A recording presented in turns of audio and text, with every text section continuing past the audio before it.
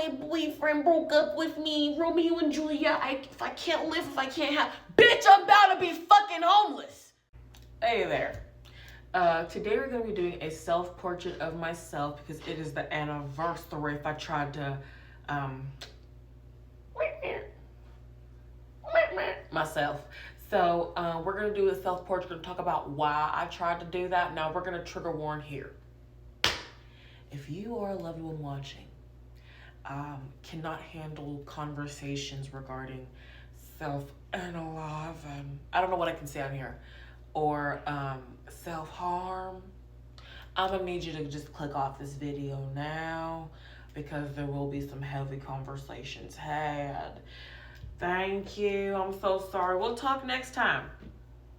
Okay, so I'll show you guys the picture that I'll be using for inspo.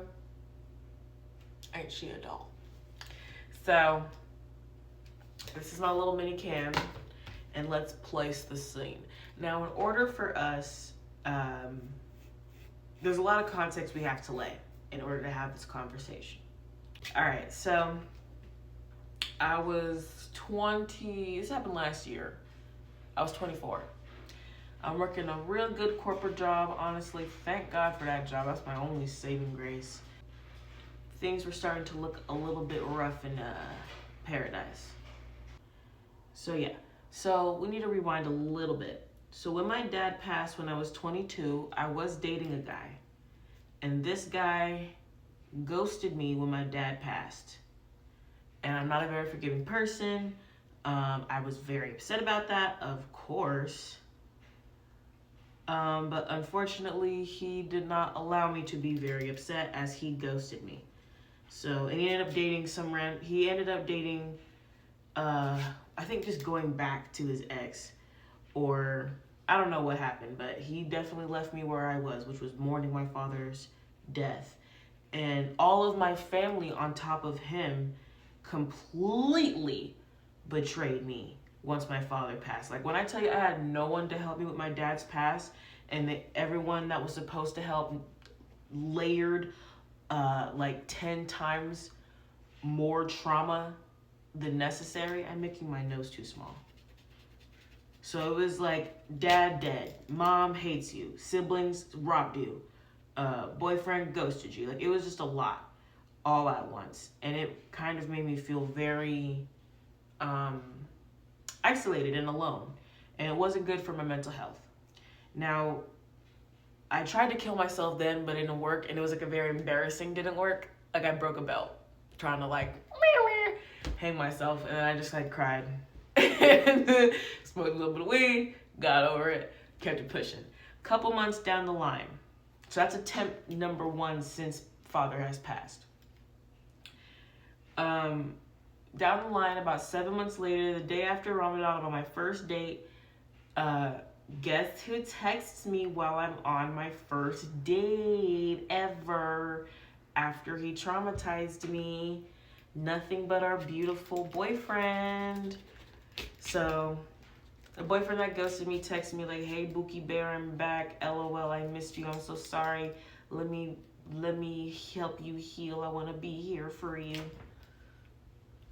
So after a very tumultuous relationship, which I was fighting very hard for because I believed in, like, I'm not a very forgiving person. And if I'm going to forgive someone, they better not make me live to forget it, like, or regret it. Like, I can't take being wrong about you twice. You know what I mean? I just can't. It does something to my heart.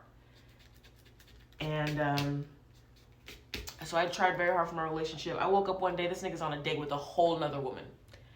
When I tell you tried, nigga, I tried. I felt like he was trying to break up with me. This nigga headbutted me mid-argument. I'm not even gonna get it. We all know who the guy is. I could talk about him for days.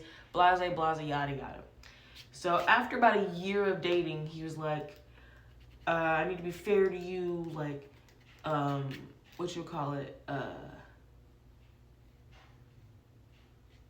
I can't let our relationship continue if we don't move in together. I'm like, all right, fine. And me, like, I'm like, my 2 fears in life are financial instability and emotional abandonment. Period. I can't do it. in cheating. It terrifies me to be cheated on, but like that's my like third thing. I'd rather be cheated on than emotionally abandoned and homeless. The fuck? So he's like, yeah, whatever. We can't continue our relationship unless we move in together. So we move in together. Like a dummy, I agree. Like, yeah, you're completely right. I completely understand where you're coming from. And I signed away my apartment that I had by myself, this $1,000 one-bedroom apartment in the middle of Chinatown. Yes, it was a piece of shit, but it was my piece of shit that I had by myself. My little bit of stability that no matter what happened, it was mine. The place that I call home, Negro, the place that I call home, dog, I was willing to bet that, gamble that, give that up to expand and build with this nigga. You know what we got? We didn't get no honky-dory ass apartment together. No, we pulled a Jeffersons. You know what a Jefferson is? A family. We pulled a Jeffersons. We moved to the Upper East Side of Henderson. You know what the fuck Henderson is? A suburb. The family part of town. We moved to the family part of town. I'm thinking we started a family. And I said, and I was like, you know, you're more than just a boyfriend to me. You're my family. Right? Right? 2 months into us being at this apartment, I already signed away my apartment. I have to leave literally in a few weeks. I have to like pack all my stuff up and clean it up in a few weeks. Like I'm not even living there anymore, really. He breaks up with me. Because according to him, there's so many different, like he never gave me a dead ass reason. It was your boundaries were too much. My boundary was I like to have a good morning kiss. Which he knew before he moved me into our house. He knew I like a good morning kiss before he moved me into my house. He knew I'll be mad if I don't get a good morning kiss before I go into the house. He had a problem. I'm gonna pause, y'all. Someone decided to have their car alarm go off like they don't know how to protect their car. Anyways, Jace, where was I? Oh yeah, and when he breaks boundaries that we had since day one, I can't be angry. Can't be angry. I have to, okay, yell if you want to yell. Actually, I don't like when you yell. Take breaks and take your space. I don't like when you take your space. So one day, broke my boundary. I took my space like he told me to. Come downstairs, he's like, we're breaking up. And I was like, why? Like, I understand. I've already fought tooth and nail for this relationship. I literally just gave up my apartment, like the only bit of stability that I had for you. And you're telling me before we even pay rent the second time you're breaking up with me. Why?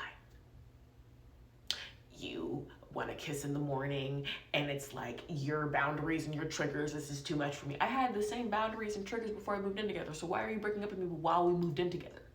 Why did you move me in this bitch to break up with me a month and some change later? Is what I'm trying to get. Like, what is the reason? Because I've already had this before. And it boiled down to, you're defining me. I want to find myself. You're set in your ways. I'm not. I don't even know who I am. You're so sure of who you are. And I don't want to fall into your definition of who I am. I don't want to be stuck in your definition of who I am.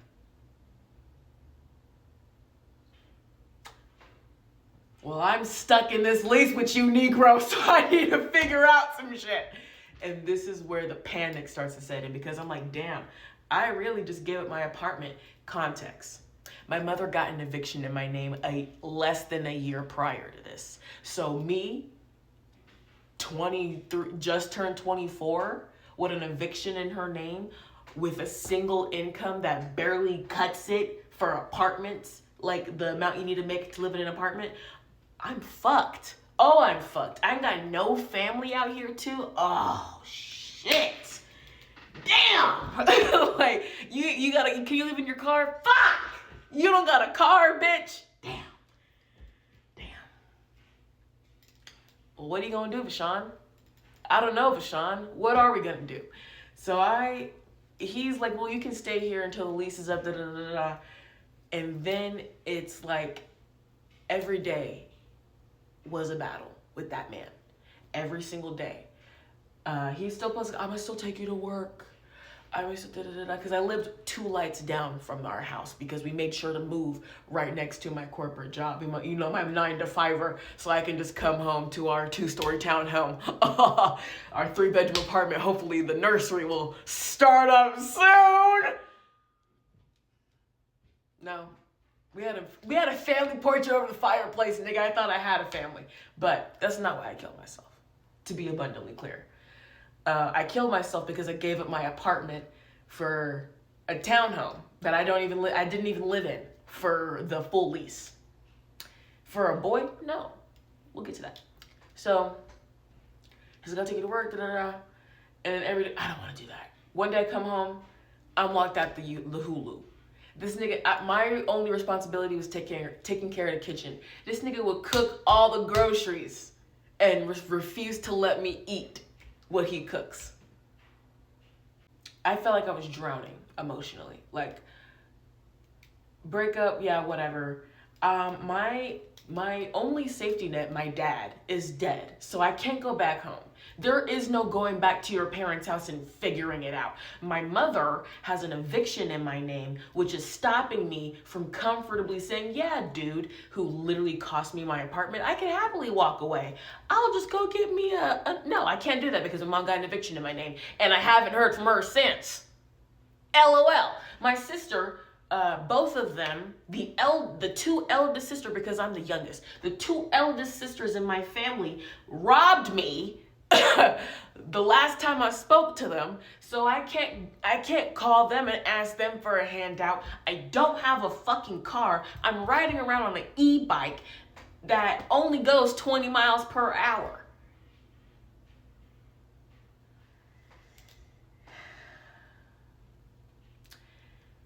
After we broke up, I'm like, all right, I have 10 months left in this place. I gotta figure out a plan. I got 9 months and 29 days. I got 9 months and 28 days, 27, 26, 25. 2 weeks into that bitch, I had an 8-hour panic attack, and I tried to kill myself. What is my next move with someone with an eviction in their name and not enough money in their bank account? How am I gonna get back to having my own apartment? So it was never about, oh, my boyfriend broke up with me, Romeo and Juliet, if I can't live, if I can't have, bitch, I'm about to be fucking homeless.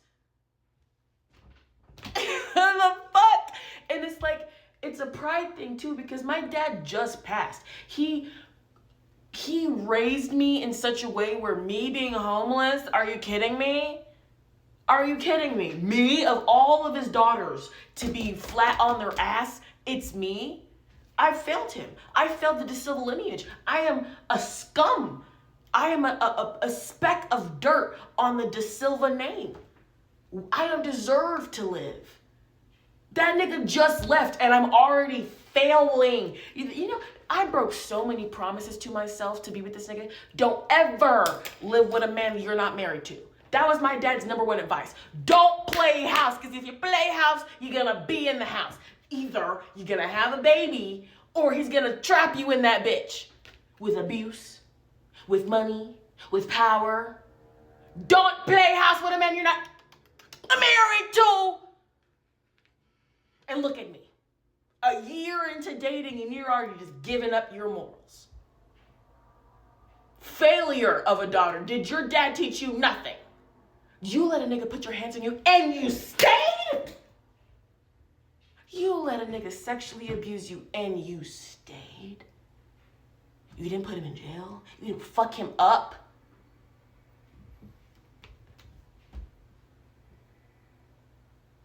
You let that nigga put your hands on you. You didn't call another De Silva?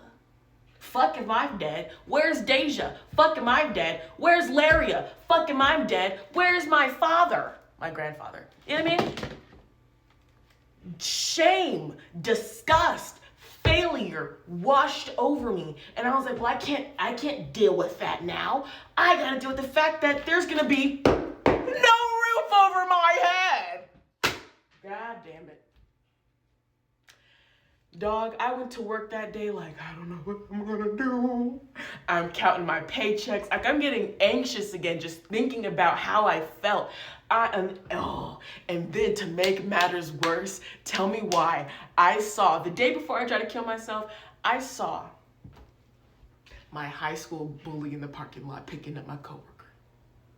I was like, I full government named her. You! Oh shit. It was like, God was like, come on home. So I went home, tried to figure shit out. I spent all night trying to figure shit out. Then this nigga kicked me off, had me sleep. No. Yeah, had me sleeping on the floor, on a hardwood floor. I was coming home. I had a mattress and a frame and a warm, bed set at my apartment, at my single woman apartment. And I'm sleeping on the floor in this house I share with this bitch ass nigga.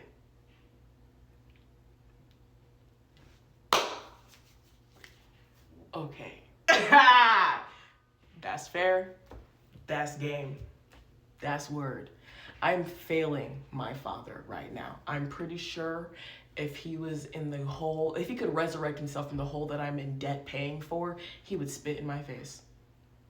I'm no better than the failure, the jalopies my siblings are. The niggas that robbed me, I'm no better. So to get back to what I was saying, so 2 weeks after we broke up, the pressure got to me. I went to work, I tried to figure out everything, and I just couldn't stop crying because I couldn't stop thinking, damn, I am set the fuck back. Like I have no options. I can't ask nobody for shit. I can't do anything. I'm royally fucked. And because he ghosted me when my dad passed, all of the acquaintances I had was like, dog, if you get with this nigga, that's on you. And it was 100% on me. One of my friends watched this nigga put his hands on me. You know what he did? Hey, dog, the Uber's outside. A man! One of my male best friends since high school watched this nigga put his hands on me. He said, hey, bro, the Uber's outside. Can we not do this? Everyone gave up on me the first time you did some whack shit. He did some whack shit. I had no one to go to. Dog, my apartment complex, I couldn't reason with them. I was like, bro, they wanted for me to repurchase my apartment again and go through the background check, which I'm not going to be able to pass that because guess what? My mother got an eviction in my name before I got this apartment. Or no, after I got this apartment. So I'm not passing that background. They couldn't do nothing for me. I was asked out. No options. Guess what a nigga started doing? Online couch surfing. All praises to Allah and so is that I met the people that I met and I had the experience that I met. I ended up with a woman who rents her room out to domestic violence victims. That's where I ended up. After I tried to kill myself. So, the pressure got to me one day at work. No options, nowhere to go. Couldn't do anything. I'm texting him like, bro, like, I'm really falling apart here. He's like, dude, try the 3-3-3 method. I'm like, nigga.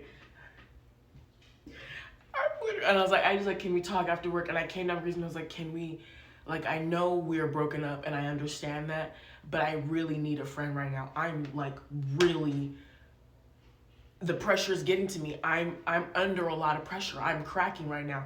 I told you before we moved in, this was more than 2 little lovebirds nesting. Nigga, you, like, stability is everything to me and you're costing me it. This is your fault. Everything is your fault, dog. It's your fault as to why we are no longer together.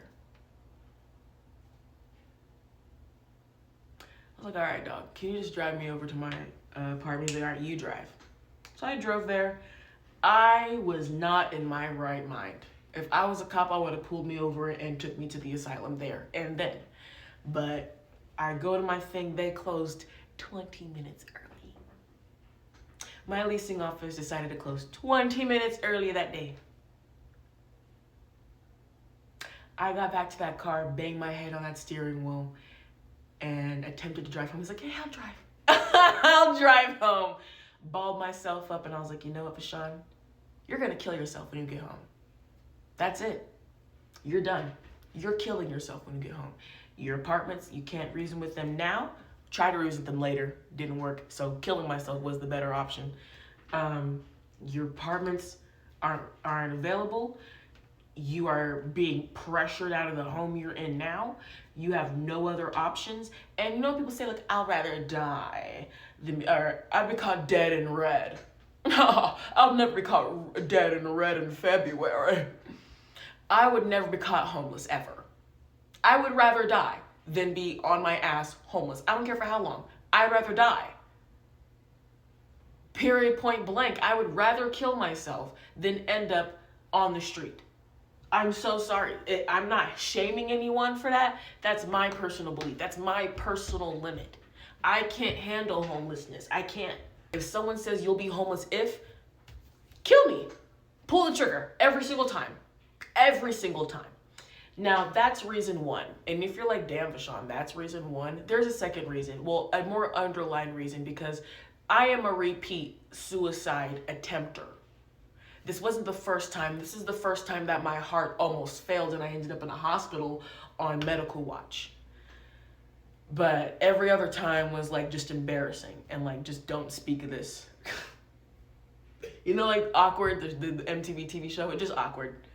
But underlining basis, after I'm sitting in the asylum and realizing it's more than just, oh shit, I'm about to be homeless.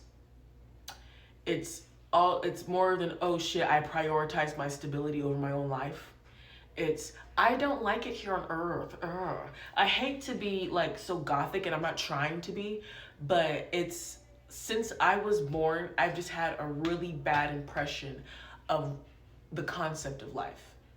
And after talking with my psychologist, I was just never happy.